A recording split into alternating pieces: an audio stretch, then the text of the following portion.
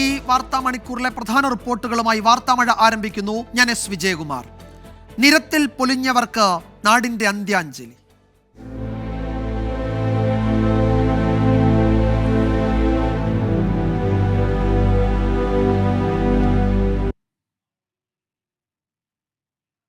ആലപ്പുഴ കളർകോട് അപകടത്തിൽ മരിച്ച 5 മെഡിക്കൽ വിദ്യാർത്ഥികൾക്ക് കണ്ണീരോടെ വിട നൽകുകയാണ് നാട്. ഇന്നലെ രാത്രിയാണ് വിദ്യാർത്ഥികൾ സഞ്ചരിച്ച വാഹനം KSRTC ബസ്സുമായി കൂട്ടിയിടിച്ചത്. അപകടത്തിൽ പരിക്കേറ്റ 6 പേർ ചികിത്സയിലാണ്. ആദ്യം അപകടവുമായി ബന്ധപ്പെട്ട ആ റിപ്പോർട്ടിലേക്ക്.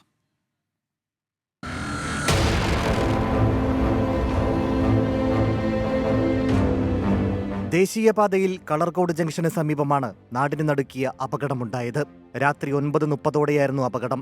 ശക്തമായ മഴയിൽ നിയന്ത്രണം വിട്ട കാർ KSRTC ബസ്സിലേക്ക് ഇടിച്ചു കയറുകയായിരുന്നു. കാറിലുണ്ടായിരുന്ന ആലപ്പുഴ ഗവൺമെന്റ് മെഡിക്കൽ കോളേജിലെ 5 വിദ്യാർത്ഥികളാണ് മരിച്ചത്.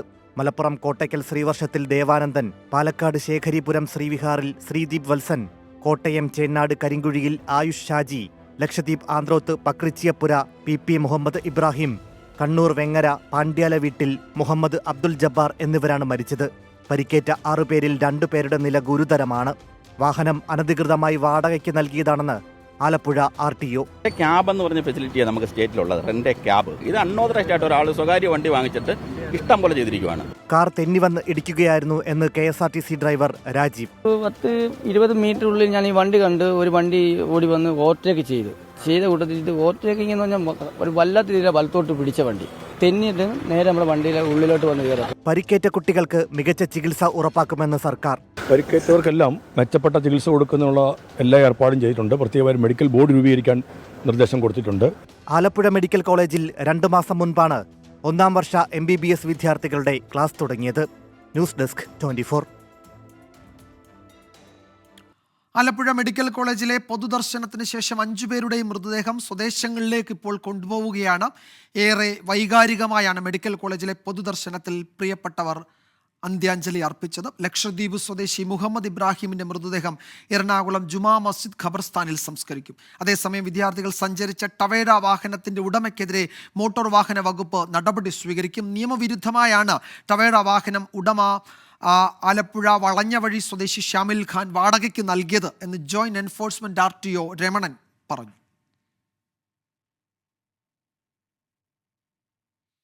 അരുൺരാജ് വിവരങ്ങൾ നൽകും. പൊതുദർശനം ഇപ്പോഴേതാണ്ട് അവസാനിച്ചിരിക്കുകയാണ്. മൃതദേഹം കുട്ടികളുടെ ജന്മനാടുകളിലേക്ക് കൊണ്ടുപോവുകയാണ്. അരുൺരാജ്, അവിടുത്തെ കാഴ്ചകളെപ്പറ്റി, അവിടുത്തെ പ്രതികരണങ്ങളെപ്പറ്റി, അവിടുത്തെ അവരുടെ സഹപ്രവർത്തകരുടെ, സുഹൃത്തുക്കളുടെ, അധ്യാപകരുടെ അവരെങ്ങനെയാണ് ആ ഘട്ടത്തിൽ പ്രതികരിച്ചത് എന്നതിനെപ്പറ്റിയൊന്നും ഞാൻ ചോദിക്കുന്നില്ല. കാരണം നമ്മൾ ദൃശ്യങ്ങളിൽ കണ്ടതാണ്. കണ്ണീരടക്കാൻ കഴിയാതെ ആയിരക്കണക്കിന് ആളുകൾ അവിടെ വിതുമ്പുന്നത് നമുക്ക് ദൃശ്യങ്ങളിലൊക്കെ കാണാമായിരുന്നു. മുഴുവൻ പേരുടെയും മൃതദേഹം നാടുകളിലേക്ക്, ജന്മനാടുകളിലേക്ക് കൊണ്ടുപോയോ? എന്തൊക്കെയാണ് മറ്റു വിവരങ്ങൾ? വിജയകുമാർ, പൊതുദർശനം അതിന്റെ അവസാന ഘട്ടത്തിലേക്ക് കടക്കുകയാണ്. കണ്ണൂർ സ്വദേശി മുഹമ്മദ് ജബ്ബാർ, പാലക്കാട് സ്വദേശി ശ്രീദീപ്, മലപ്പുറം സ്വദേശി ദേവനന്ദൻ എന്നിവരുടെ മൃതദേഹങ്ങളാണ് ഇപ്പോൾ പുറത്തേക്ക് കൊണ്ടുവന്നത്. ഇവരുടെ മൃതദേഹങ്ങൾ ഇപ്പോൾ ഇവിടെ നിന്ന് കൊണ്ടുപോവുകയും ജന്മനാടുകളിലേക്ക് കൊണ്ടുപോവുകയും ചെയ്തിട്ടുണ്ട്. കാരണം നേരത്തെ ക്രമീകരിച്ച പ്രകാരം 12:30 തന്നെ ഇവരുടെ മൃതദേഹങ്ങൾ ഇവിടെ നിന്ന് കൊണ്ടുപോകണം എന്നുള്ളതായിരുന്നു തീരുമാനമെടുത്തത്. ഗവർണർ ആരിഫ് മുഹമ്മദ് ഖാൻ എത്തിയതിന് പിന്നാലെയാണ് ഇവരുടെ മൃതദേഹങ്ങൾ ഇപ്പോൾ ഇവിടെ നിന്ന് കൊണ്ടുപോയിട്ടുള്ളത്. ബാക്കിയുള്ള 2 പേരുടെ മൃതദേഹങ്ങൾ അല്പസമയത്തിനകം തന്നെ ഇവിടെ നിന്ന് കൊണ്ടുപോകും. ഹൃദയഭേദകം തന്നെയാണ് ഇവിടുത്തെ കാഴ്ച. കാരണം ആലപ്പുഴ മെഡിക്കൽ കോളേജ് വിറങ്ങലിച്ചു നിൽക്കുന്ന കാഴ്ചയാണ് നമ്മൾ കഴിഞ്ഞ മണിക്കൂറുകളിലെല്ലാം കണ്ടത്. ഇന്നലെ രാത്രി 9:20 ഉണ്ടായ അപകടം, ആ അപകടത്തെ തുടർന്ന് ഈ നിമിഷം വരെ തങ്ങളുടെ പ്രിയപ്പെട്ടവർ ചേതനയേറ്റ് ഇവിടേക്ക് വരുന്ന ആ കാഴ്ച, അത് ഓരോ വിദ്യാർത്ഥിയെ സംബന്ധിച്ചും സഹിക്കാൻ കഴിയുന്നതായിരുന്നില്ല. അധ്യാപകരെ സംബന്ധിച്ച് സഹിക്കാൻ കഴിയാവുന്നതായിരുന്നില്ല. അത് ഒരു നാട് ഞെട്ടലോടെയാണ് കേട്ടത് എന്ന കാര്യത്തിലും സംശയമില്ല. എന്തായാലും ഇവരുടെ ബന്ധുക്കളടക്കം ഇവിടെ എത്തി നേരിട്ടാണ് മൃതദേഹം ഇപ്പോൾ ഏറ്റുവാങ്ങിയത്. 2 പേരുടെ മൃതദേഹമായിരിക്കും ഇനി ഇവിടെ നിന്ന് മാറ്റുക. ലക്ഷദ്വീപ് സ്വദേശി മുഹമ്മദ് ഇബ്രാഹിം, അതുപോലെ തന്നെ ആലപ്പുഴ സ്വദേശി ആയുഷ് ഷാജി എന്നിവരുടെ മൃതദേഹങ്ങൾ അല്പസമയത്ത് തന്നെ ഇവിടെ നിന്ന് കൊണ്ടുപോവുകയും ചെയ്യും. എന്തായാലും ഇതുവരെ അണമുറിയാത്ത തങ്ങളുടെ പ്രിയപ്പെട്ട സഹപ്രവർത്തകരെ കാണാൻ, അല്ലെങ്കിൽ സഹപാഠികളെ കാണാൻ, പ്രിയപ്പെട്ട കൂട്ടുകാരെ കാണാൻ, ഇന്നലെ വരെ പഠിച്ചുല്ലസിച്ച് ഈ ക്യാമ്പസിൽ ഉണ്ടായിരുന്നവരെ കാണാൻ നിറകണ്ണുകളോടെയാണ് ഓരോ വിദ്യാർത്ഥികളും എത്തിയത്. നമ്മളോട് സംസാരിച്ച അധ്യാപകരെല്ലാം പറഞ്ഞത് ഇന്നലെ പരീക്ഷ കഴിഞ്ഞ് ഈ ക്യാമ്പസിൽ നിന്ന് പുറത്തേക്ക് പോകുമ്പോൾ ഭക്ഷണം കഴിച്ച് മടങ്ങി വരാം, ഒരു സിനിമയും കണ്ട് മടങ്ങി വരാം എന്നതായിരുന്നു കുട്ടികൾ അധ്യാപകരോടക്കം പറഞ്ഞത്. പക്ഷേ ആ മടങ്ങി വരവ് ഇങ്ങനെയായിരിക്കുമെന്ന് അവരൊരിക്കലും പ്രതീക്ഷിച്ചില്ല. പലരും മാതാപിതാക്കളോടക്കം ഈ വീട്ടിൽ തങ്ങൾ സിനിമയ്ക്ക് പോവുകയാണ് എന്ന് പറഞ്ഞിട്ടാണ് പോയത്. പക്ഷേ അപ്പോഴും ഇത്ര വലിയ ദുരന്തമാണ് ആ വീട്ടിലേക്ക് പിന്നീട് മണിക്കൂറുകൾക്കകം എത്തുക എന്ന് അവരും പ്രതീക്ഷിച്ചില്ല. എന്തായാലും എല്ലാവരുടെയും മനസ്സ് അല്ലെങ്കിൽ എല്ലാവരും ഇപ്പോഴും ആ ദുഃഖത്തിൽ നിന്ന് അല്ലെങ്കിൽ ആ വേദനയിൽ നിന്ന് മുക്തിയായിട്ടില്ല. അതിന് നാളുകൾ ഏറെ വേണ്ടിവരും. കാരണം നേരത്തെ ഞാൻ സൂചിപ്പിച്ചതുപോലെ 11 വിദ്യാർത്ഥികൾ ഈ വാഹനത്തിലും 2 പേർ ഇതിന്റെ തൊട്ട് പിന്നിലായി ഒരു ബൈക്കിലുമാണ് ഈ സിനിമയ്ക്ക് ഇവർ പോയത്. ഇതിനിടയിലാണ് ഈ വാഹനം ഓടിച്ച ആൾക്ക് തന്റെ മുന്നിൽ എന്തോ വന്ന് നിൽക്കുന്നതായി തോന്നിയ വാഹനം പെട്ടെന്ന് ബ്രേക്ക് ചെയ്യുകയും ചെയ്തത്. ഇത് അപകടത്തിനിടയാക്കി. എന്തായാലും നിലവിൽ ഇനി പോലീസ് അന്വേഷണമാണ് നടക്കേണ്ടത്. ശരി അരുൺ, അതിന്റെ വിശദാംശങ്ങളിലേക്ക് വരാം. ഇപ്പോൾ മനീഷ് മഹിപാൽ കൂടി ചേരുന്നുണ്ട്. മനീഷ്, നമ്മൾ ദൃശ്യങ്ങളിൽ കണ്ടു, ഗവർണർ വന്നു, ആരോഗ്യമന്ത്രി പല ഘട്ടങ്ങളിലും അവിടെ കണ്ണീരടക്കാൻ കഴിയാതെ ബുദ്ധിമുട്ടുന്നത് നമ്മൾ കണ്ടു. മന്ത്രി സജി ചെറിയാൻ ഉണ്ടായിരുന്നു, മന്ത്രി പി പ്രസാദ്, അതുപോലെ ഈ കുട്ടികളുടെ സഹപാഠികൾ. അപ്പോൾ അതിൽ പലരും പറയുന്നുണ്ടായിരുന്നു ഇന്നലെ അവർ ഒരുമിച്ച് ക്ലാസ്സിൽ ഇരുന്നതാണ്, അതിനുശേഷം വൈകിട്ട് അവർ അവിടെ നിന്ന് മടങ്ങിയതാണ്. അപ്പോൾ പിന്നീട് അവരുടെ വിയോഗ വാർത്തയാണ് അറിയുന്നത്. അപ്പോൾ എങ്ങനെയാണ് അവർക്കത് താങ്ങാൻ കഴിയുക എന്ന് നമുക്കറിയില്ല. അപ്പോൾ അത്ര ഹൃദയഭേദകമാണ് അവിടുത്തെ കാഴ്ചകൾ.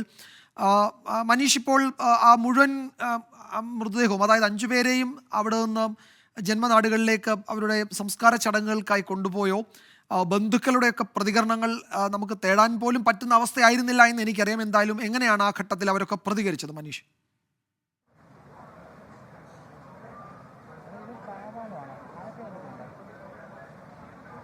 വിജയകുമാർ, നിലവിൽ കണ്ണൂർ സ്വദേശി മുഹമ്മദ് ജബ്ബാറിൻ്റെയും ലക്ഷദ്വീപ് സ്വദേശി മുഹമ്മദ് ഇബ്രാഹിൻ്റെയും മലപ്പുറം സ്വദേശി ദേവനന്ദൻ്റെയും മൃതദേഹം ഇവിടെ പൊതു ദർശനം അവസാനിപ്പിച്ച ശേഷം ആംബുലൻസിലേക്ക് അവരുടെ ജന്മനാട്ടിലേക്ക് കൊണ്ടുപോകാൻ വേണ്ടി ആംബുലൻസിലേക്ക് കയറ്റിക്കൊണ്ട് അവർ പുറപ്പെട്ടു കഴിഞ്ഞു.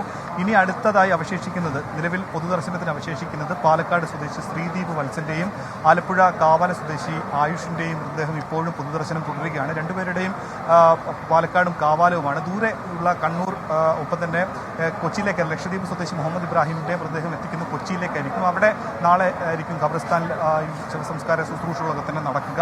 അങ്ങനെ എല്ലാവരും അവരുടെ ജന്മനാട്ടിലേക്ക് മടങ്ങുകയാണ്. 2 മാസങ്ങൾക്ക് മുൻപ് വലിയ ആഘോഷമായി തങ്ങൾക്ക് MBBS, അത് സർക്കാർ പരീക്ഷയിൽ തന്നെ എഴുതി കിട്ടിയതിൻ്റെ സന്തോഷത്തിലേക്ക് എത്തിയ അതേ കോളേജ് വരാന്തയിൽ കൂടി ജീവനറ്റ ശരീരമായി അവർ ജീവനില്ലാതെ മടങ്ങിപ്പോകുന്ന കാഴ്ച ഞാൻ നേരത്തെയൊക്കെ പറഞ്ഞതുപോലെ നമുക്ക് വാക്കുകൾ കൊണ്ട് അത് മനസ്സിലാക്കി കൊടുക്കാനോ ഒന്നും സാധിക്കും. പക്ഷേ ദൃശ്യങ്ങൾ കാണുന്ന ആളുകൾക്കത് മനസ്സിലാകും. ഇവിടെയുള്ള ആളുകളുടെ വേദന, അത് ഈ മെഡിക്കൽ കോളേജ് പരിസരമാകെ തളം കെട്ടിക്കിടക്കുകയാണ്. ആ ദുഃഖം, അവർക്കുണ്ടായ വേദന. ഇന്നലെ മുഴുവൻ ആശുപത്രി മോർച്ചറിയിൽ തണുത്ത് മരവിച്ച് ഈ 5 ചേതനയേറ്റ ശരീരം ഇരിക്കുമ്പോഴും ഉറങ്ങാൻ പറ്റാതെ, ഉണ്ണാൻ പറ്റാതെ, ഉറക്കമില്ലാതെ ഇരുന്ന കരഞ്ഞ ബന്ധുമിത്രാദികളുണ്ട്.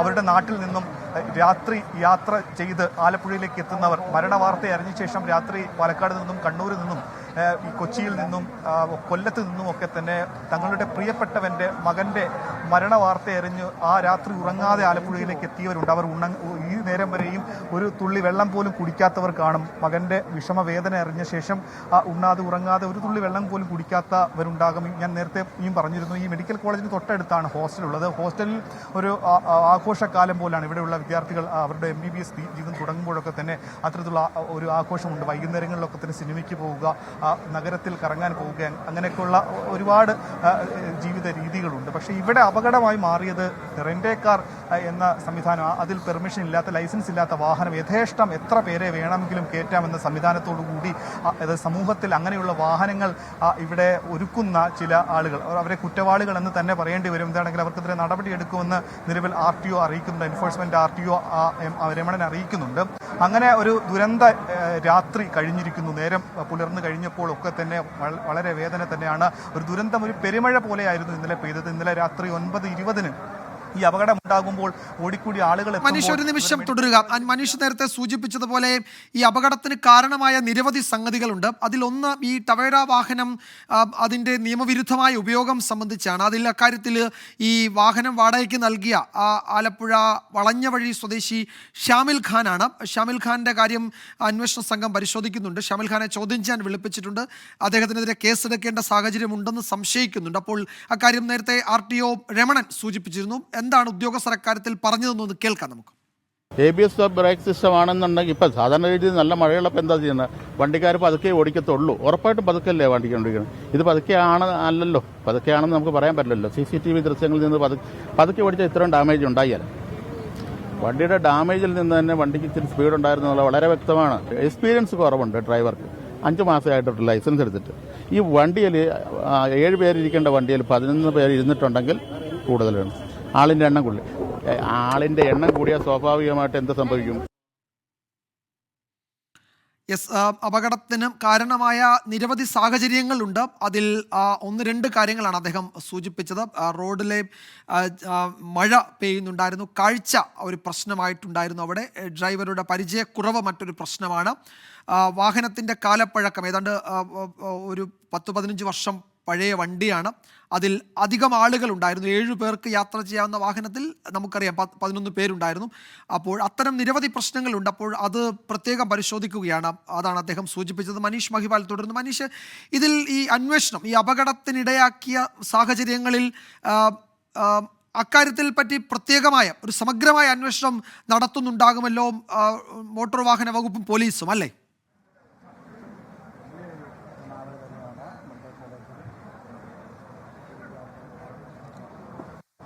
വിജയകുമാർ, നേരത്തെ തന്നെ ടാക്സി ജീവനക്കാർ നിരന്തരമായി എൻഫോഴ്സ്മെന്റിനോടും ഒപ്പം തന്നെ RTO എൻഫോഴ്സ്മെന്റിനോടും ഒക്കെ തന്നെ ഉന്നയിക്കുന്ന പ്രധാനപ്പെട്ട ആവശ്യമാണ് നിരത്തുകളിൽ ഇങ്ങനെ ലൈസൻസ് ഇല്ലാത്ത, പെർമിറ്റ് ഇല്ലാത്ത നിരവധി വാടക വാഹനങ്ങൾ യഥേഷ്ടം ആളുകൾക്ക്, യുവാക്കൾക്ക് ടൂർ പോകാനും ട്രിപ്പ് പോകാനും രാത്രികാല യാത്ര നടത്താനും ഒക്കെ തന്നെ യഥേഷ്ടം ഇങ്ങനെ സൗകര്യം ഒരുക്കി കൊടുക്കുന്നൊരു സംവിധാനമുണ്ട്.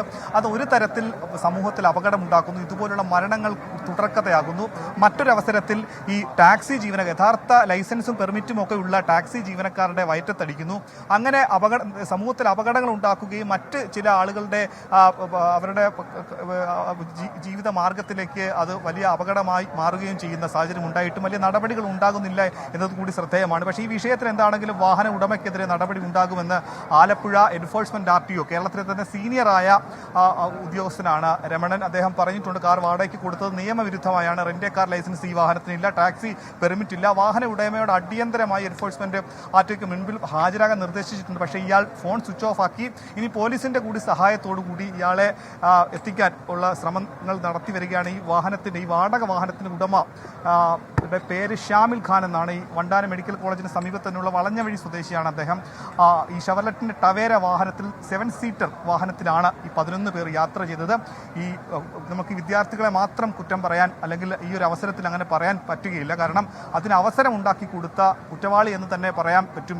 ഇത്തരത്തിൽ വാടക വാഹനങ്ങൾ യഥേഷ്ടം ആർക്കും എങ്ങനെ ഉപയോഗിക്കാവുന്ന രീതിയിൽ രാത്രികാലങ്ങളടക്കം ഇങ്ങനെ വാടകയ്ക്ക് കൊടുക്കുന്ന ആളുകൾക്കെതിരെ കർശനമായ നടപടി വേണം. അങ്ങനെ നടപടി ഇല്ലാത്തത് കൊണ്ടാണ് നമുക്ക് ഇങ്ങനെ നാടിൻ്റെ വാഗ്ദാനമായി നാളെ നമ്മുടെ സാധാരണക്കാരെയൊക്കെ തന്നെ സേവനം നടത്തേണ്ട മെഡിക്കൽ മേഖലയിലെ തന്നെ ഉയർന്ന രീതിയിൽ വിദഗ്ധരായി വളർന്നു വരേണ്ട ആളുകളെ, നമുക്ക് ആ വിദ്യാർത്ഥികളെ ഇങ്ങനെ അവരുടെ ജീവനറ്റ ശരീരം അല്ലെങ്കിൽ അവർക്ക് ജീവിക്കാൻ പറ്റാത്ത ഒരു സാഹചര്യത്തിലേക്ക് എത്തിയത് ഇങ്ങനെ സമൂഹത്തിലും ചില കാര്യങ്ങൾ ഒരു സ്പേസ് ഉണ്ടാക്കി കൊടുക്കുന്ന സംവിധാനത്തെയാണ് നമുക്ക് ആദ്യം അവിടെ അടയാളപ്പെടുത്തേണ്ടത്. എന്താണെങ്കിലും ഇപ്പോൾ ജീവനറ്റ അവരുടെ ശരീരം 3 പേരുടെ മൃതദേഹം ഇവിടെ നിന്നും പൊതുദർശനം അവസാനിപ്പിച്ച് വണ്ടാനം മെഡിക്കൽ കോളേജിലെ ലൈബ്രറിക്ക് മുന്നിലെ അങ്കണത്തിൽ വെച്ച് ആയിരുന്നു ഏകദേശം ഒരു മണിക്കൂറോളം പൊതുദർശനം. മനീഷ്, അതിലൊരു കാര്യമുള്ളത്, ഈ വാഹന ഉടമയുടെ പങ്ക് സംബന്ധിച്ച് ഇപ്പോൾ അദ്ദേഹം ഈ വാഹനം റെന്റ് കാർ അതൊരു ബിസിനസ്സായി നടത്തുന്നയാളാണ്. അദ്ദേഹം അത് വാടകയ്ക്ക് കൊടുത്തു. അദ്ദേഹം നിയമപരമായി അതിൻ്റെ നടപടിക്രമങ്ങളൊക്കെ പൂർത്തിയാക്കിയാണോ അത് ചെയ്തത്? അത്തരം കാര്യങ്ങളിലാണോ പരിശോധന ഇപ്പോൾ നടക്കുന്നത്? അതിൽ എന്തെങ്കിലും ഒരു ഔദ്യോഗിക വിശദീകരണം ഇപ്പോൾ ഈ RTOയുടെ ഭാഗത്തു നിന്നോ മോട്ടോർ വാഹന വകുപ്പിൻ്റെ ഭാഗത്തു നിന്നോ പോലീസിൽ നിന്നോ ലഭിക്കുന്നുണ്ടോ? എന്താണ് ഈ അപകടത്തിലേക്ക് നയിച്ച പിഴവുകൾ എന്നത് സംബന്ധിച്ച്?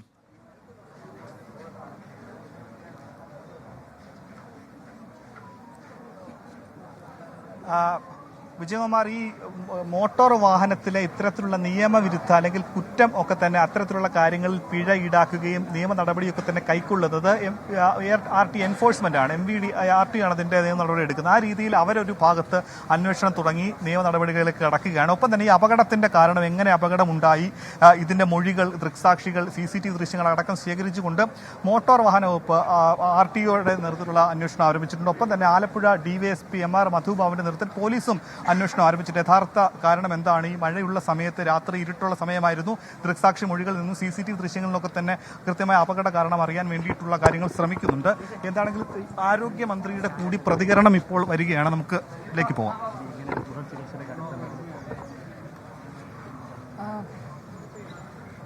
വളരെ വേദനാജനകമായിട്ടുള്ളൊരു സംഭവമാണ്. പ്രത്യേകിച്ച് നമ്മുടെ മെഡിക്കൽ കോളേജുകളിലൊരു സമീപകാലത്തെങ്ങും ഉണ്ടായിട്ടില്ലാത്തൊരു സംഭവമാണ്. അതും ഫസ്റ്റ് ഇയർ ആയി വന്ന നമ്മുടെ കുട്ടികൾ.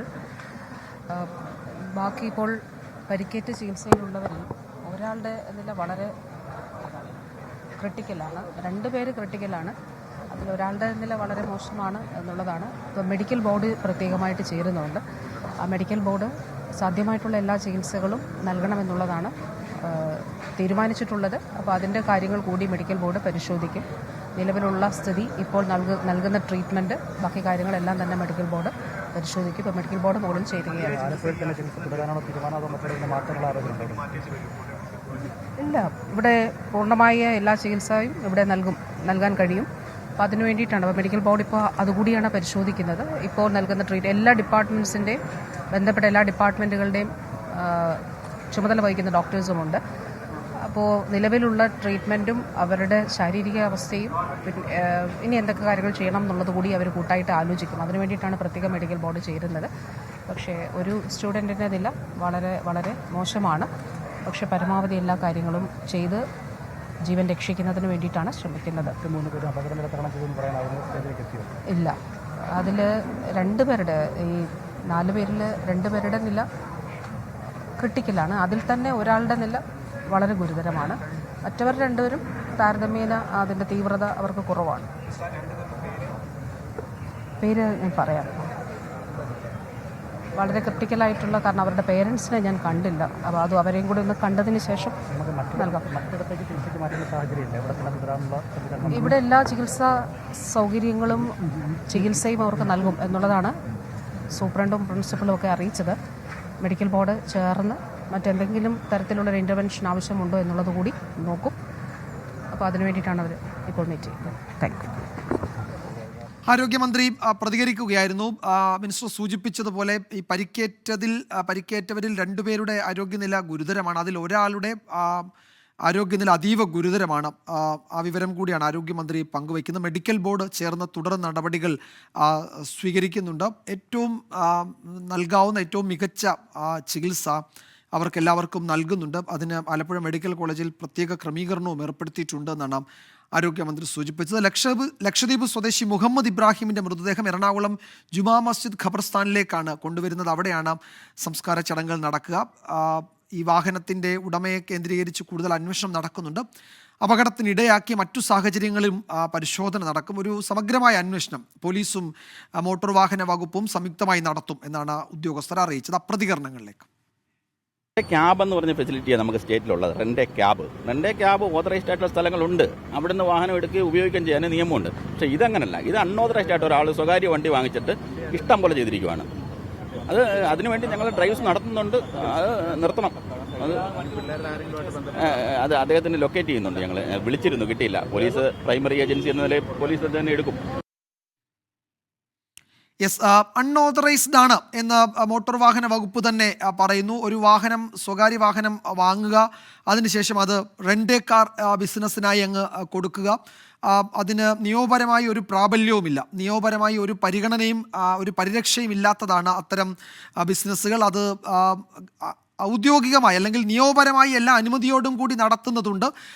ഇവിടെ ആലപ്പുഴയിലെ കാര്യത്തിൽ അങ്ങനെയല്ല. ഈ വളഞ്ഞവഴി സ്വദേശി ഷാമിൽ ഖാൻ അത് നിയമപരമായി യാതൊരു അംഗീകാരവും ഇല്ലാതെയാണ് ആ ബിസിനസ് നടത്തിയത് എന്നാണ് ഇപ്പോൾ RTO സൂചിപ്പിച്ചിരിക്കുന്നത്. മനീഷ്, അക്കാര്യത്തിൽ ഒരു വ്യക്തത ഉദ്യോഗസ്ഥർ തന്നെ വരുത്തിയിട്ടുണ്ട്. നിയമപരമായി അല്ല ആ ബിസിനസ് അവിടെ നടന്നത് എന്നത് അദ്ദേഹം തന്നെ ഇപ്പോൾ സൂചിപ്പിക്കുകയാണ്. അതിലൊരു പക്ഷേ പോലീസായിരിക്കും തുടർ നടപടികൾ സ്വീകരിക്കുക. അപ്പോൾ മോട്ടോർ വാഹന വകുപ്പ് അദ്ദേഹത്തിനെതിരെ കേസെടുക്കുമെന്ന് ഏതാണ്ട് ഉറപ്പായിട്ടുണ്ട് അല്ലേ?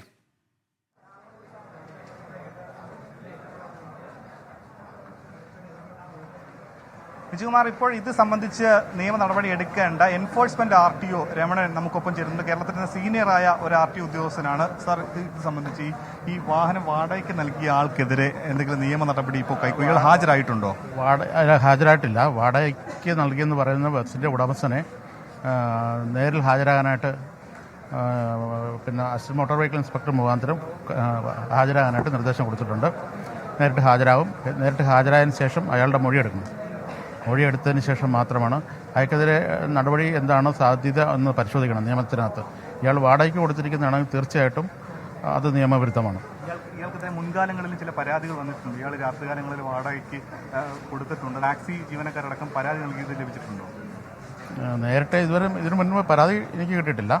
അങ്ങനെ ഉണ്ടോ എന്നുള്ളത് ഇനി പരിശോധിക്കണം. അങ്ങനെ ഉണ്ടെങ്കിൽ നിയമവിരുദ്ധമായി ഇയാൾ ഇങ്ങനെ ചെയ്യുന്ന ആളാണെങ്കിൽ അയാളുടെ വാഹനത്തിനെതിരെ കർശനമായ നടപടി ഉണ്ടാവും. ഈ ഒരു വാഹനം മാത്രമേ ഉള്ളൂ? ഇതുപോലെ നിരവധി വാഹനങ്ങൾ വാടകയ്ക്ക് കൊടുക്കുന്നുണ്ടോ? അതും ശ്രദ്ധയിൽപ്പെട്ടിട്ടില്ല. എന്തായാലും അന്വേഷണം നടന്നുകൊണ്ടിരിക്കുകയാണ്.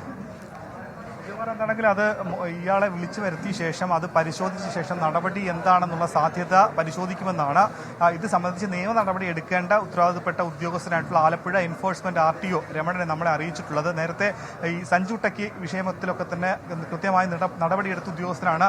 വാഹനത്തിനുള്ളിൽ സ്വിമ്മിംഗ് പൂൾ തയ്യാറാക്കി യാത്ര നടത്തിയ യൂട്യൂബറായിട്ടുള്ള സഞ്ജു ടെക്കിക്കെതിരെ നടപടിയെടുക്കാൻ മുൻകൈയെടുത്ത അതിന് നേതൃത്വം നൽകിയ അല്ലെങ്കിൽ അങ്ങനെ ഒരു കാര്യത്തിലേക്ക് കടന്ന ഉദ്യോഗസ്ഥൻ കൂടിയാണ്. അതുകൊണ്ട് തന്നെ കൃത്യമായ നടപടി ഉണ്ടാകുമെന്ന് നമുക്ക് പ്രതീക്ഷിക്കാം. പക്ഷേ മുൻകാലങ്ങളിലടക്കം ഇത്തരത്തിൽ ഇങ്ങനെ വാഹനങ്ങൾ പൊതുനിരത്തിൽ യഥേഷ്ടം യുവാക്കൾക്കും ചെറുപ്പക്കാർക്കും ഏത് രീതിയിലും ഉപയോഗിക്കാൻ വേണ്ടി സൗകര്യമൊരുക്കുന്ന ഒരു വലിയ മാഫിയ അല്ലെങ്കിൽ ആ രീതിയിൽ വാടകയ്ക്ക് കൊടുക്കുന്ന ആളുകളുണ്ട്. അത് ഒരു തരത്തിൽ സമൂഹത്തിന് വലിയ അപകടകരം ഉണ്ടാക്കുന്നു, മറ്റൊരു തരത്തിൽ ടാക്സി ജീവനക്കാരുടെ വയറ്റത്തടിക്കുന്നു.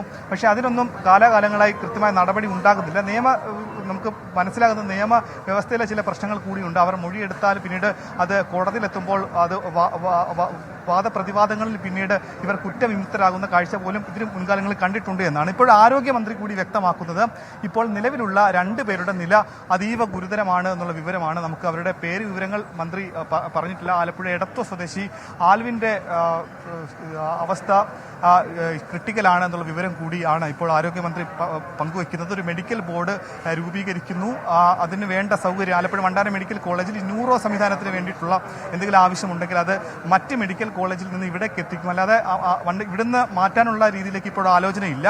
ന്യൂറോ സംബന്ധമായ ചികിത്സ, അത്തരത്തിലുള്ള വിദഗ്ധ ചികിത്സയ്ക്ക് വേണ്ടിയിട്ടുള്ള എല്ലാ സൗകര്യവും ഒരുക്കാൻ വേണ്ടിയിട്ടാണ് മെഡിക്കൽ ടീം ഉള്ളത്. അങ്ങനെ സർവ്വസജ്ജമായി 24 മണിക്കൂറും ക്രിട്ടിക്കൽ കെയർ തീവ്രപരിചരണ വിഭാഗത്തിൽ ഈ വിദ്യാർത്ഥികൾ ഉണ്ട് എന്നുള്ള വിവരമാണ് നമുക്ക് ലഭ്യമായിട്ടുള്ളത്. അങ്ങനെ 2 പേരുടെ നില മാത്രമാണ് ഗുരുതരമായിട്ടുള്ളത്. ബാക്കി 3 പേരിൽ ഒരാളുടെ പരിക്ക് വളരെ നിസ്സാരമായിരുന്നു. അയാൾ മറ്റു കുഴപ്പങ്ങളില്ല. മറ്റ് 2 പേരും ആശുപത്രിയിൽ തന്നെ ചികിത്സയിലുണ്ട്. അങ്ങനെ 5 പേരാണ് ആകെ ചികിത്സയിൽ ആലപ്പുഴ വണ്ടാനം മെഡിക്കൽ കോളേജിലുള്ളത്. ഇപ്പോൾ ഇവിടെ പൊതുദർശനം അവസാനിച്ച ശേഷം എല്ലാവരുടെയും മൃതദേഹം അവരുടെ ജന്മനാട്ടിലേക്ക് കൊണ്ടുപോയിട്ടുണ്ട്. വിജയകുമാർ. ശരി മനീഷ് സൂചിപ്പിച്ചതുപോലെ പരിക്കേറ്റവരിൽ 2 പേരുടെ നില ഗുരുതരമാണ്. അതിൽ ഒരാളുടെ നില അതീവ ഗുരുതരമാണ്. മെഡിക്കൽ ബോർഡ് ചേരുന്നുണ്ട്. ആരോഗ്യമന്ത്രി നേരത്തെ അത് സൂചിപ്പിച്ചു. പരമാവധി നൽകാൻ പറ്റാവുന്ന എല്ലാ ചികിത്സയും അവിടെ തന്നെ ആലപ്പുഴ മെഡിക്കൽ കോളേജിൽ തന്നെ നൽകും. ഏതെങ്കിലും ആശുപത്രിയിലേക്ക് ഷിഫ്റ്റ് ചെയ്യാൻ പറ്റുന്ന അവസ്ഥയൊന്നുമല്ല. അതിൻ്റെ സാഹചര്യവുമില്ല. മുഴുവൻ ചികിത്സയും അവിടെ തന്നെ നൽകും എന്നാണ് ആരോഗ്യമന്ത്രിയും അറിയിച്ചിരിക്കുന്നത്. വാർത്താമഴയിലേക്ക് വീണ്ടും സ്വാഗതം. നമ്മൾ ആലപ്പുഴയിലേക്ക് തന്നെയാണ് പോകുന്നത്. കളർകോട് വാഹനാപകടത്തിൽ മരിച്ച ആലപ്പുഴ കാവാലം സ്വദേശി ആയുഷ് ഷാജിയുടെ മൃതദേഹം അല്പസമയത്തിനകം ജന്മനാട്ടിലെത്തിക്കും. ഇൻഡോറിലുള്ള മാതാപിതാക്കളും സഹോദരിയും വൈകിട്ടോടെയാണ് വീട്ടിലെത്തുന്നത്. സംസ്കാരം നാളെയാണ് നടക്കുന്നത്. ശ്രീജിത്ത് ശ്രീകുമാരൻ തയ്യാറാക്കിയ റിപ്പോർട്ടിലേക്ക്. കാവാലത്തെ ആയുഷിൻ്റെ വീട്ടിലാണുള്ളത്. വലിയ വിഷമത്തിലാണ് ബന്ധുക്കൾ. അപ്പച്ചി നമ്മോടൊപ്പം ചേരുന്നുണ്ട്. അപ്പച്ചി, എന്നായിരുന്നു മോൻ വന്നു പോയതെന്നായിരുന്നു അവസാനം? കഴിഞ്ഞ മുമ്പ് ശനിയാഴ്ച തിങ്കളാഴ്ച കൊണ്ട് പോയത്. ഈ മറ്റേ കഴിഞ്ഞ ദിവസങ്ങളിലെങ്ങാനും വിളിക്കുകയോ മറ്റോ ഒക്കെ ചെയ്തിരുന്നോ? വിളിക്കുകയൊക്കെ ചെയ്യുന്നുണ്ട് എല്ലാവരും. പഠിച്ചിരുന്നത് ആയുഷ്? വലിയ വിഷമത്തിലാണ് അവർ. അവരോടൊത്ത അത് കൂടുതൽ കാര്യങ്ങൾ നമുക്ക് ഈ ഒരു ഘട്ടത്തിൽ ചോദിക്കാൻ കഴിയില്ല. ബന്ധുക്കളെല്ലാവരും തന്നെ ഇവിടെ ഈ മേഖലയിൽ എത്തിയിട്ടുണ്ട്.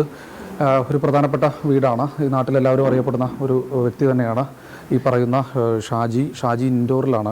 ആയുഷിൻ്റെ അച്ഛൻ ഷാജി ഇൻഡോറിലാണ്. അമ്മയും അവിടെ തന്നെയാണുള്ളത്.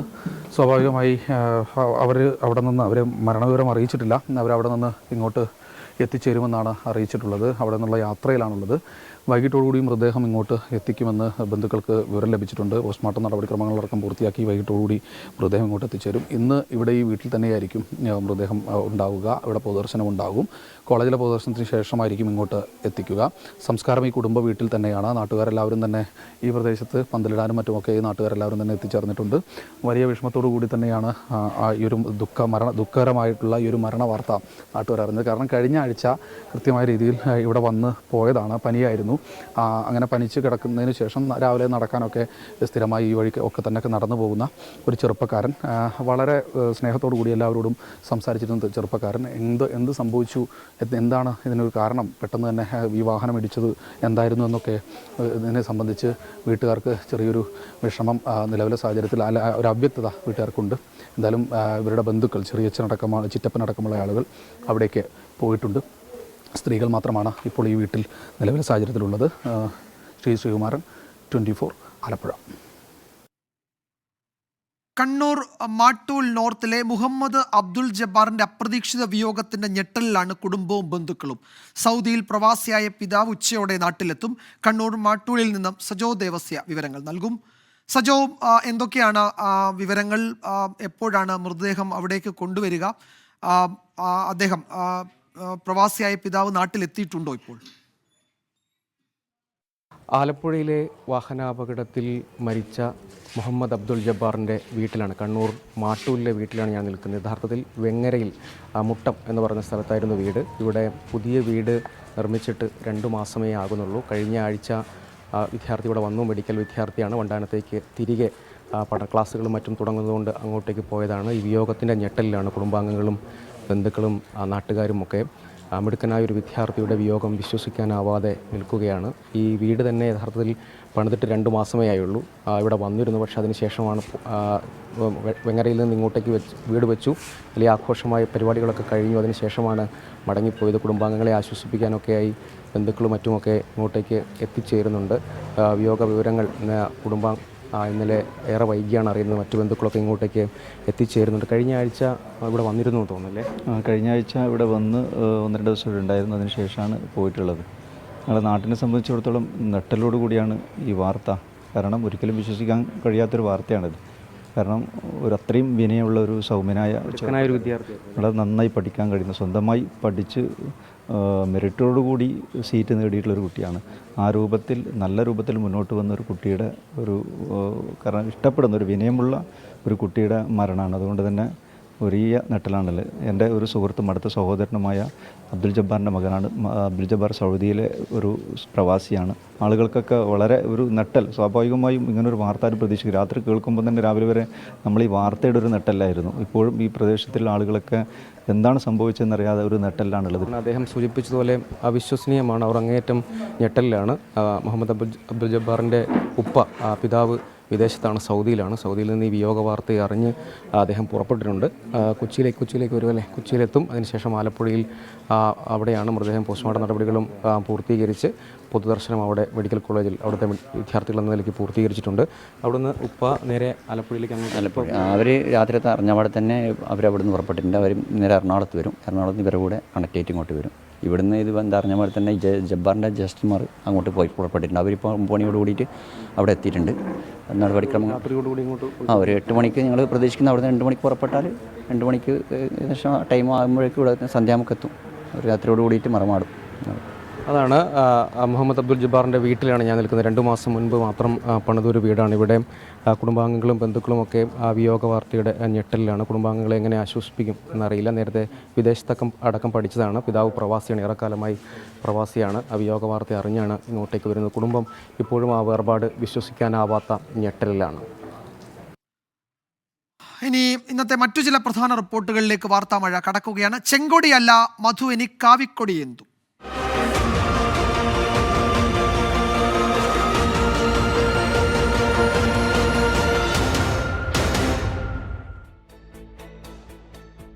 CPM പുറത്താക്കിയ തിരുവനന്തപുരം മംഗലപുരം മുൻ ഏരിയ സെക്രട്ടറി BJPയിലേക്ക്. നാളെ BJP സംസ്ഥാന അധ്യക്ഷൻ K. സുരേന്ദ്രൻ മധു മുല്ലശ്ശേരിക്ക് പാർട്ടി അംഗത്വം നൽകും.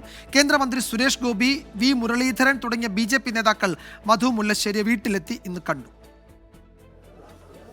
CPIM ഏരിയ സമ്മേളനത്തിൽ നിന്നിറങ്ങിപ്പോയി 48 മണിക്കൂർ തികയും മുൻപേ മധു മുല്ലശ്ശേരി BJPയിലെത്തി. CPIM മുൻ ഏരിയ സെക്രട്ടറിക്ക് BJP നൽകുന്നത് വലിയ സ്വീകരണം.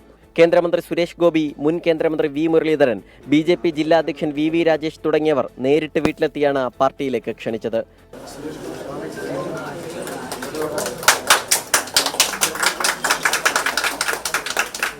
കോൺഗ്രസുമായി ഉൾപ്പെടെ ചർച്ച നടത്തിയ ശേഷമാണ് മധു മുല്ലശ്ശേരി BJPയിലേക്ക് എന്ന തീരുമാനമെടുത്തത്. CPIM വിടുമെന്നത് നേരത്തെ തീരുമാനിച്ചുറപ്പിച്ചതെന്ന് മധു മുല്ലശ്ശേരി. നാളെ രാവിലെ 10:30 മണിക്ക് BJPയുടെ സംസ്ഥാന കമ്മിറ്റി ഓഫീസിൽ വെച്ച് സംസ്ഥാന പ്രസിഡന്റ് ആണ് എനിക്ക് മെമ്പർഷിപ്പ് നൽകുന്നത്. ഞാൻ മാത്രമല്ല, എൻ്റെ കുടുംബം എന്നോടൊപ്പം ഉണ്ട്. നമ്മൾ വലിയൊരു കുടുംബമാണ്. ഈ പ്രദേശത്തെ നിരവധി പാർട്ടി പ്രവർത്തകർ, പാർട്ടി മെമ്പർമാർ, എൻ്റെ മകനായ പാർട്ടിയുടെ ലോക്കൽ കമ്മിറ്റി അംഗം മിഥുൻ എല്ലാം എന്നോടൊപ്പം ഉണ്ട്. മധുവിന്റെ അനുഭവജ്ഞാനം എങ്ങനെ പ്രയോജനപ്പെടുത്തുമെന്ന് ആലോചിക്കുമെന്ന് V. മുരളീധരൻ. അദ്ദേഹത്തിന്റെ ഇത്രയും കാലത്തെ ദീർഘമായിട്ടുള്ള പൊതുപ്രവർത്തനത്തിലും രാഷ്ട്രീയ പ്രവർത്തനത്തിലുമുള്ള പാരമ്പര്യം, ആ അനുഭവജ്ഞാനം ഈ പ്രദേശത്തെ ജനങ്ങൾക്ക് പ്രയോജനപ്രദമാകുന്ന തരത്തിൽ എങ്ങനെ വിനിയോഗിക്കാം എന്നുള്ളത് പാർട്ടി അദ്ദേഹവുമായിട്ടും മറ്റെല്ലാവരുമായിട്ടും കൂടിയാലോചിച്ചിട്ട് ഉചിതമായിട്ടുള്ള തീരുമാനമെടുക്കും. മധു മുല്ലശ്ശേരിക്കൊപ്പം മകനും കുടുംബാംഗങ്ങളും BJPയിൽ അംഗത്വമെടുക്കും. ചില CPIM പാർട്ടി അംഗങ്ങളും തന്നോടൊപ്പം വരുമെന്നാണ് മധു മുല്ലശ്ശേരിയുടെ അവകാശവാദം. 24 തിരുവനന്തപുരം. BJPയിൽ ചേർന്നേക്കുമെന്ന സൂചനയ്ക്ക് പിന്നാലെ മധു മുല്ലശ്ശേരിയെ CPM പുറത്താക്കുകയായിരുന്നു. മംഗലപുരം ഏരിയ സമ്മേളനത്തിൽ നിന്ന് ഇറങ്ങിപ്പോയി മണിക്കൂറുകൾക്കകമാണ് CPM പുറത്താക്കിയതും മധു മുല്ലശ്ശേരി BJPയിൽ ചേരാൻ തീരുമാനമെടുത്തതും. ഇന്നലെ ചേർന്ന ജില്ലാ സെക്രട്ടേറിയറ്റ് യോഗത്തിൽ തന്നെ മധു മുല്ലശ്ശേരിയെ പുറത്താക്കാൻ ധാരണയിലെത്തിയിരുന്നു. സംസ്ഥാന സമിതിയുടെ അനുമതി ലഭിച്ചതിന് പിന്നാലെയാണ് മംഗലപുരം ഏരിയ കമ്മിറ്റി മുൻ സെക്രട്ടറിയും നിലവിലെ ഏരിയ കമ്മിറ്റി അംഗവുമായ മധുവിനെ CPIM പുറത്താക്കിയത്.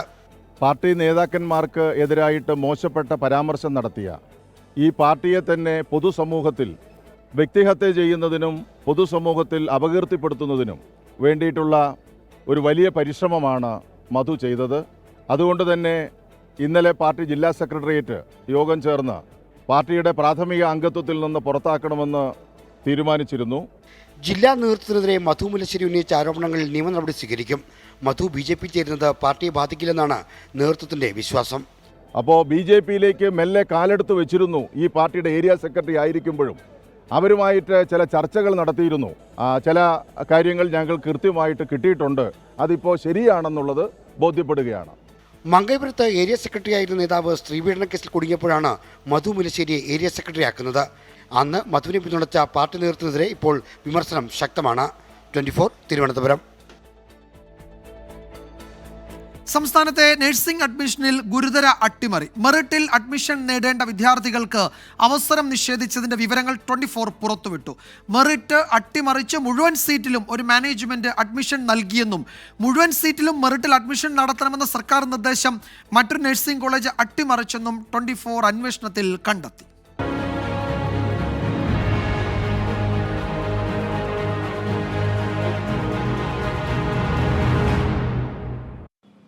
വിദേശ രാജ്യങ്ങളിൽ ജോലി ആഗ്രഹിക്കുന്നവർക്ക് ഏറ്റവും ഡിമാൻഡുള്ള പ്രൊഫഷൻ ഇപ്പോൾ നഴ്സിംഗ് ആണ്.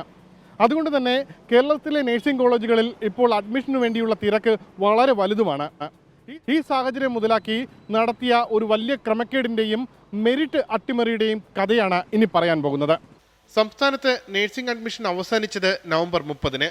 അവസാന തീയതിക്ക് 2 ദിവസം മുൻപ് കൊട്ടാരക്കര വാളകം മേഴ്സി കോളേജിന് അധികമായി 30 സീറ്റ് കൂടി അനുവദിക്കാൻ നഴ്സിംഗ് കൗൺസിൽ തീരുമാനിക്കുന്നു. തിടുക്കപ്പെട്ടെടുത്ത തീരുമാനം മാനേജ്മെന്റിനു വേണ്ടി നടപ്പാക്കാൻ പിന്നാലെ നടത്തിയത് വഴിവിട്ട ഇടപെടലുകൾ. നഴ്സിംഗ് കൗൺസിൽ ഒരു കോളേജിന് സീറ്റ് അനുവദിച്ചാൽ ഇക്കാര്യം ആദ്യം സർക്കാരിനെ അറിയിക്കണം. ശേഷം 50% മെറിറ്റ് സീറ്റിൽ അഡ്മിഷൻ നടത്താൻ സർക്കാർ LBSനെ കൈമാറും. ബാക്കി 50% മാനേജ്മെന്റ് സീറ്റിൽ ഫീസ് നിശ്ചയിക്കാൻ ഫീസ് റെഗുലേറ്ററി കമ്മിറ്റിക്കും സർക്കാർ കൈമാറണം. ഇതാണ് നിയമം. എന്നാൽ ഇവിടെ ഇതുണ്ടായില്ല.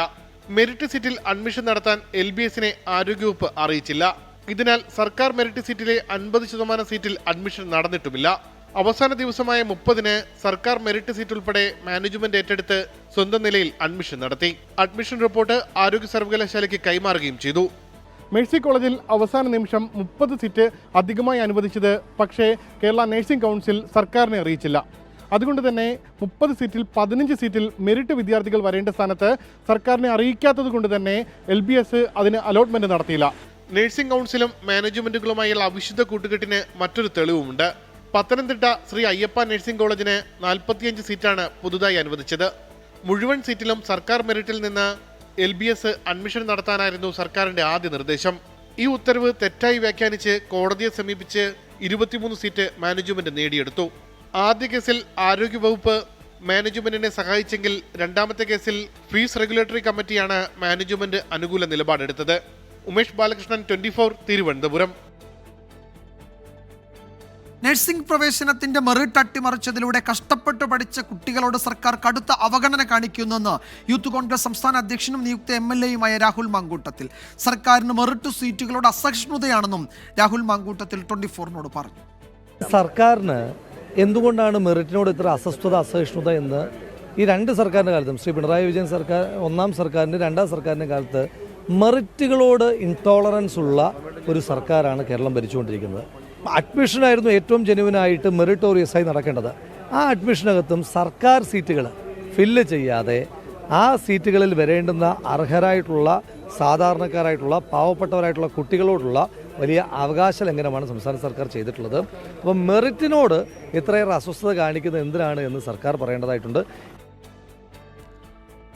മറ്റൊരു പ്രധാന റിപ്പോർട്ടിലേക്ക്. ഓർത്തഡോക്സ് യാക്കോബായ പള്ളി തർക്കത്തിൽ സുപ്രീം കോടതിയുടെ നിർണായക ഇടപെടൽ. പള്ളികൾ ഓർത്തഡോക്സ് സഭയ്ക്ക് കൈമാറണമെന്ന് യാക്കോബായ സഭയോട് സുപ്രീം കോടതി നിർദ്ദേശിച്ചു. കൈമാറ്റം നടപ്പാക്കി 2 ആഴ്ചയ്ക്കകം സത്യവാങ്മൂലം നൽകണം. അച്യുതൻ ഡൽഹിയിൽ നിന്ന് വിവരങ്ങൾ നൽകും. അച്യുതൻ, എന്തൊക്കെയാണ് ഇക്കാര്യത്തിൽ സുപ്രീം കോടതിയുടെ നിർദ്ദേശം? 2017 ആ ജഡ്ജ്മെന്റ്, ആ വിധി പൂർണ്ണമായും നടപ്പാക്കണം എന്ന് തന്നെയാണ് സുപ്രീം കോടതി ഇപ്പോഴും വ്യക്തമാക്കുന്നത്, അല്ലേ?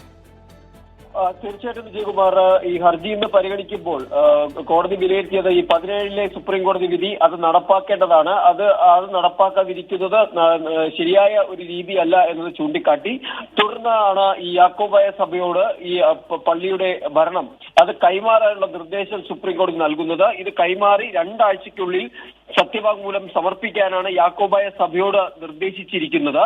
ഒപ്പം തന്നെ ഓർത്തഡോക്സ് സഭയോട് പറഞ്ഞത് ഈ ആശുപത്രികൾ, സ്കൂളുകൾ, സെമിത്തേരി ഉൾപ്പെടെയുള്ള പൊതു സൗകര്യങ്ങൾ എല്ലാവർക്കും ഉപയോഗിക്കാനാകണം. ആ രീതിയിൽ അത് ഉറപ്പുവരുത്തണമെന്നും ഓർത്തഡോക്സ് സഭയോട് നിർദ്ദേശിച്ചിട്ടുണ്ട്.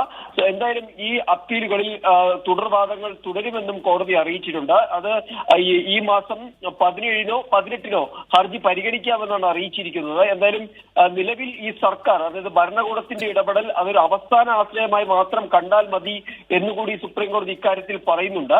ഒപ്പം ഉദ്യോഗസ്ഥർക്ക് നൽകിയ ആ ഇളവ്, ഹൈക്കോടതിയുടെ കോടതിയലക്ഷ്യ നടപടി നേരിട്ട് ഹാജരാകണമെന്ന് പറഞ്ഞതിലെ ഇളവ് അത് നീട്ടി നൽകിയിട്ടുണ്ട്. പക്ഷേ കോടതിയലക്ഷ്യ നടപടി ഒഴിവാക്കി തരണം എന്ന സംസ്ഥാനത്തിന്റെ ആവശ്യത്തിൽ ഒരു വിയോജിപ്പും സുപ്രീം കോടതി അറിയിച്ചിട്ടുണ്ട്. കാരണം ഇതിലൊരു കോടതിയലക്ഷ്യം ഉണ്ടായിട്ടുണ്ട് എന്നും സുപ്രീം കോടതി നിരീക്ഷിക്കുകയുണ്ടായി. നിലവിൽ എന്തായാലും യാക്കോബായ സഭ ഈ 6 പള്ളികൾ അത് ഓർത്തഡോക്സ് സഭയ്ക്ക് വിട്ടു നൽകണമെന്നതാണ് സുപ്രീം കോടതിയുടെ നിർദ്ദേശം. വിജയകുമാർ, 6 പള്ളികൾ ഓർത്തഡോക്സ് സഭയ്ക്ക് യാക്കോബായ സഭ കൈമാറണം. കൈമാറ്റം നടപ്പാക്കി 2 ആഴ്ചയ്ക്കകം ഇത് സംബന്ധിച്ച് സത്യവാങ്മൂലവും നൽകണമെന്നാണ് സുപ്രീം കോടതി വ്യക്തമാക്കിയിരിക്കുന്നത്. അച്യുതനാണ് വിവരങ്ങൾ നൽകിയത് ഡൽഹിയിൽ നിന്ന്.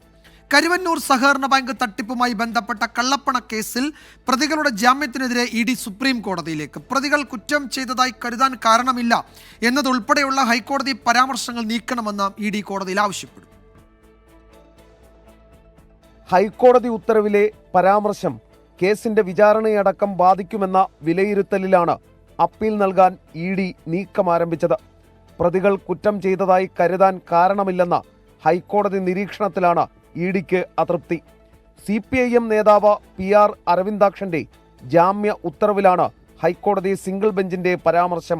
പ്രതികൾക്ക് ജാമ്യം നൽകിയതിനെതിരെയും അപ്പീൽ നൽകാൻ ആലോചനയുണ്ട്. അതേസമയം അരവിന്ദാക്ഷൻ നിരപരാധിയാണെന്നും അരവിന്ദാക്ഷനിലൂടെ പാർട്ടിയെ അപമാനിക്കാനാണ് ശ്രമം നടന്നതെന്നും CPIM തൃശൂർ ജില്ലാ സെക്രട്ടറി MM വർഗീസ് പ്രതികരിച്ചു. നിരപരാധിയാണെന്ന്, അരവിന്ദാക്ഷൻ നിരപരാധിയാണെന്നൊന്നും നമുക്ക് അറിയുന്ന കാര്യം. അയാൾ വളരെ എന്താ പറയുക, ജനങ്ങൾക്ക് വളരെ താല്പര്യമുള്ള ഒരാളാണ്. കള്ളക്കേസിൽ പ്രതി ചേർത്തതാണല്ലോ. അതിപ്പോൾ അയാളെ ഹരാസ് ചെയ്യുക, പാർട്ടി CPM ഇതിലൊക്കെ എന്തോ അവിഹിതമായിട്ടുള്ള വിഹിതം പറ്റുന്നവരാണ് പാർട്ടി. അങ്ങനെയൊക്കെ അതൊന്നും നടക്കണ കാര്യമല്ല.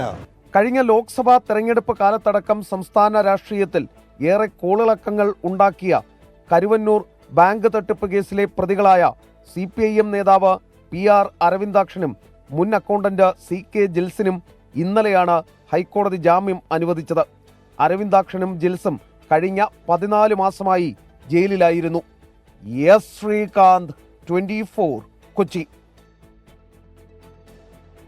ADMK നവീൻ ബാബുവിന്റെ മരണവുമായി ബന്ധപ്പെട്ട കുടുംബത്തിന്റെ ഹർജിയിൽ ജില്ലാ കളക്ടർക്ക്, കണ്ണൂർ ജില്ലാ കളക്ടർക്കും ഈ വിവാദ പെട്രോൾ പമ്പ് അപേക്ഷകൻ TV പ്രശാന്തനും കോടതി ഇപ്പോൾ നോട്ടീസ് അയച്ചിട്ടുണ്ട്. നമ്മൾ ആ വാർത്ത വിശദമായി പരിശോധിക്കും. വാർത്താമഴയിലേക്ക് വീണ്ടും സ്വാഗതം. ADMK നവീൻ ബാബുവിന്റെ മരണവുമായി ബന്ധപ്പെട്ട കുടുംബത്തിന്റെ ഹർജിയിൽ ജില്ലാ കളക്ടർക്കും വിവാദ പെട്രോൾ പമ്പ് അപേക്ഷകൻ TV പ്രശാന്തനും കോടതി നോട്ടീസ് അയച്ചു. തെളിവുകൾ സംരക്ഷിക്കണമെന്നാവശ്യപ്പെട്ടാണ് Kannur judicial first class magistrate കോടതിയിൽ കുടുംബം ഹർജി നൽകിയത്. സജോ ദേവസ്യ വിവരങ്ങൾ നൽകും കണ്ണൂരിൽ നിന്നും. സജോ, ഈ ഹർജിയിൽ വാദം പൂർത്തിയാവുകയും അത് ഇന്ന് വിധി പറയും, ഇന്ന് ഉത്തരവ് പറയാൻ മാറ്റുകയും ചെയ്തു എന്നായിരുന്നുവല്ലോ നേരത്തെ അറിഞ്ഞിരുന്നത്. എന്തുകൊണ്ടാണ് അതിൽ ചില നടപടിക്രമങ്ങൾ കൂടി ബാക്കിയായത്?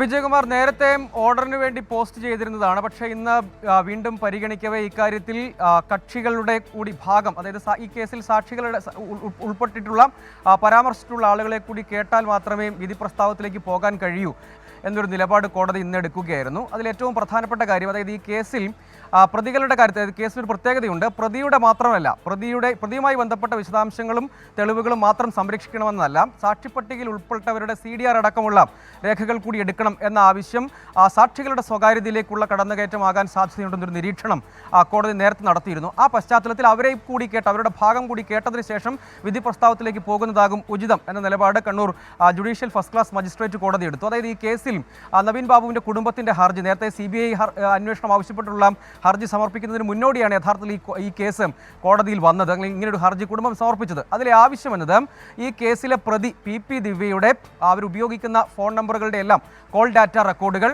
ഒപ്പം ടവർ ലൊക്കേഷൻ വിവരങ്ങൾ ഇവയെല്ലാം സംരക്ഷിക്കണം, അത് കോടതിക്ക് കൈമാറണം എന്നതായിരുന്നു. മറ്റൊന്ന്, കണ്ണൂർ ജില്ലാ കളക്ടർ അരുൺ K. വിജയൻ വിവാദ പെട്രോൾ പമ്പ് അപേക്ഷകൻ പ്രശാന്തൻ, TV പ്രശാന്തൻ എന്നിവരുടെയും കോൾ ഡാറ്റ റെക്കോർഡുകളും ടവർ ലൊക്കേഷനുകളും, അതായത് ഈ ആരോപണമുള്ള പശ്ചാത്തലത്തിൽ അതുമായി ബന്ധപ്പെട്ട ദിവസങ്ങളിലെല്ലാം റെക്കോർഡുകൾ സംരക്ഷിക്കണം, ആ തെളിവുകൾ സംരക്ഷിക്കണമെന്നതാണ്.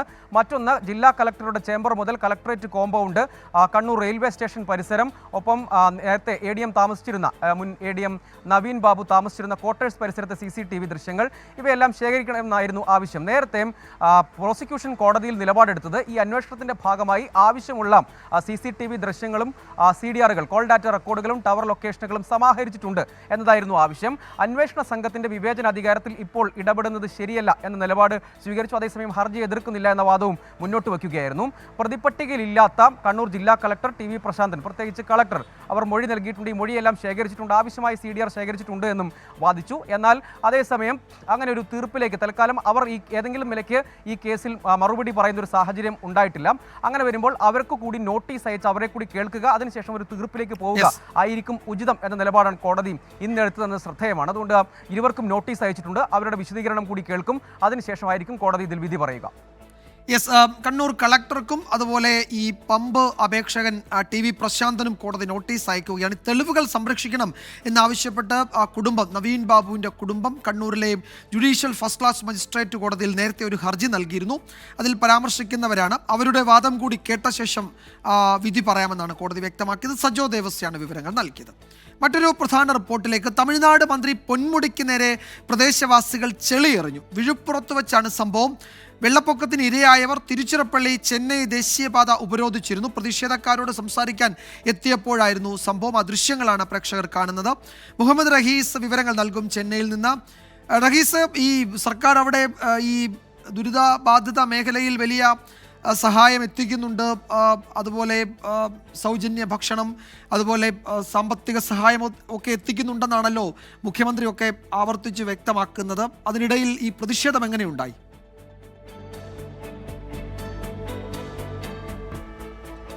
വിജയകുമാർ, ഈ വിഴുപ്പുറത്ത് ഇരുവേൽപ്പട്ട് ഏരിയ ഏറ്റവും കൂടുതൽ ഈ ഫിഞ്ചാൽ ചുഴലിക്കാറ്റിൻ്റെ ഭാഗമായി മഴ പെയ്ത് ഏതാണ്ട് ഒരു വലിയ വെള്ളപ്പൊക്കമുണ്ടായി കുറേ വീടുകൾ മുങ്ങിയ സ്ഥലമാണ്.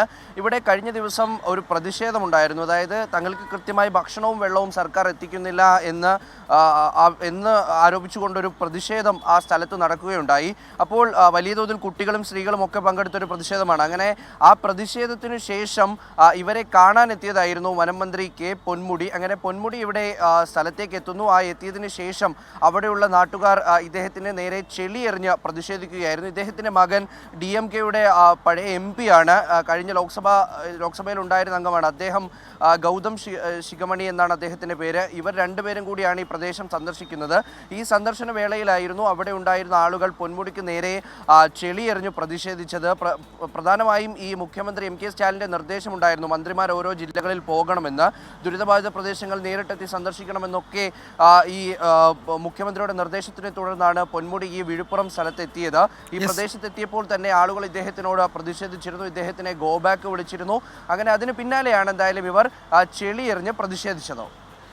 തമിഴ്നാട് മന്ത്രി പൊന്മുടിക്ക് നേരെയാണ് പ്രദേശവാസികൾ ചെളിയെറിഞ്ഞത്. ഈ വെള്ളപ്പൊക്ക ദുരിതബാധിത മേഖലകളിൽ സന്ദർശനത്തിനെത്തിയപ്പോൾ വിഴുപ്പുറത്ത് വെച്ചാണ് ഏറ്റവും കൂടുതൽ ബുദ്ധിമുട്ട് അനുഭവപ്പെട്ട ഒരു മേഖലയാണ്. അവിടെ വെച്ച് തിരുച്ചിറപ്പള്ളി ചെന്നൈ ദേശീയപാത ഉപരോധിച്ച പ്രതിഷേധക്കാരാണ് മന്ത്രിക്ക് നേരെ ചെളിയെറിഞ്ഞത്. മുഹമ്മദ് റഹീസാണ് വിവരങ്ങൾ നൽകിയത്. വാർത്താമഴയിലേക്ക് വീണ്ടും സ്വാഗതം. ശരണം സന്നിധാനം. സൈക്കിൾ പ്യൂർ അഗർബത്തി ശരണം സന്നിധാനം സമർപ്പിക്കുന്നത് അഗർബത്തി എന്നാൽ സൈക്കിൾ.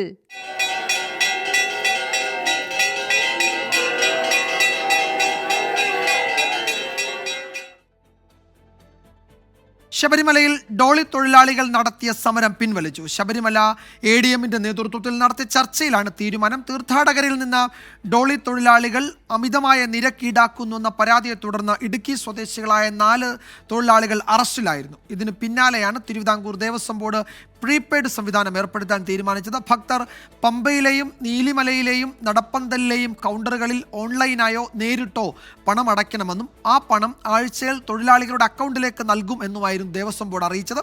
ഇതിനെതിരെയാണ് തൊഴിലാളികൾ രംഗത്തെത്തിയത്. തൊഴിലാളികൾ മുന്നോട്ട് വെച്ച എല്ലാ ഉപാധികളും അംഗീകരിക്കാമെന്ന് ADM ഉറപ്പ് നൽകിയതോടെയാണ് സമരം പിൻവലിച്ചത്. ശബരിമലയിലെ ഇന്നത്തെ ചടങ്ങുകൾ. BLM housing cooperative society limited ശബരിമലയിലെ ചടങ്ങുകൾ സമർപ്പിക്കുന്നത് Bharat Lajna multi state housing cooperative society limited.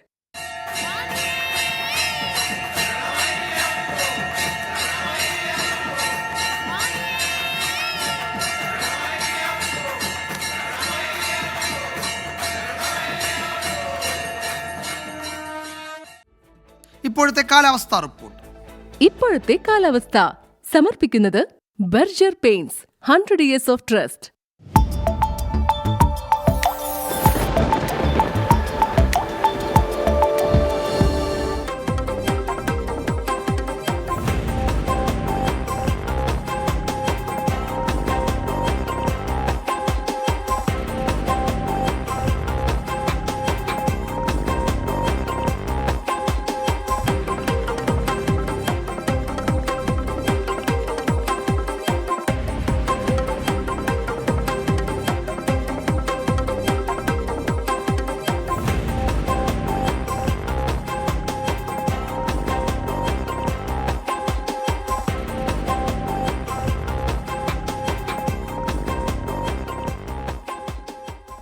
സംസ്ഥാനത്ത് ഫിഞ്ചാൽ ചുഴലിക്കാറ്റിനെ തുടർന്നുള്ള മഴ ഇന്നുകൂടി തുടരും. അതിശക്തമായ മഴയ്ക്ക് സാധ്യതയുള്ളതിനാൽ കണ്ണൂർ, കാസർഗോഡ് ജില്ലകളിൽ ഓറഞ്ച് അലർട്ട് പ്രഖ്യാപിച്ചിട്ടുണ്ട്. കണ്ണൂർ അങ്ങാടിക്കടവിൽ കാർ കുളത്തിലേക്ക് മറിഞ്ഞ് യുവാവ് മരിച്ചു.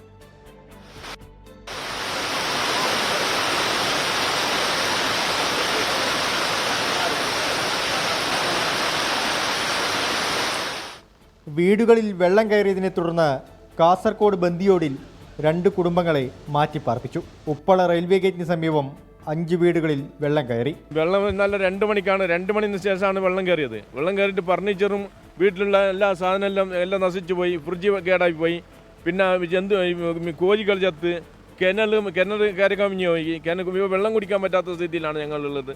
മഞ്ചേശ്വരത്ത് ഇടിമിന്നലിൽ പൊസോട്ട് സ്വദേശി BM സാബിറിന്റെ വീട് ഭാഗികമായി തകർന്നു. കാഞ്ഞങ്ങാട് തട്ടുമ്മൽ പൊടവടുക്കത്ത് ശക്തമായ കാറ്റിൽ തെങ്ങ് കടപുഴകി വീണു.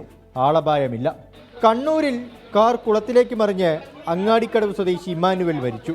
കനത്ത മഴയിൽ മരക്കൊമ്പ് കാറിന്റെ മുകളിൽ വീണപ്പോൾ വാഹനം വെട്ടിച്ചതാണ് അപകടത്തിനിടയാക്കിയത്.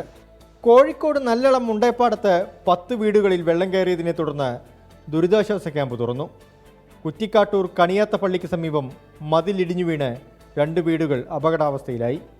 തൃശൂർ പഴുവിൽ സെന്റ് ആന്റണീസ് പള്ളിക്ക് സമീപം മണ്ണിടിഞ്ഞതോടെ പ്രദേശവാസികൾ ആശങ്കയിലാണ്. 24 കാസർഗോഡ്. ഈ റിപ്പോർട്ടോടെ വാർത്താമഴ അവസാനിക്കുന്നു.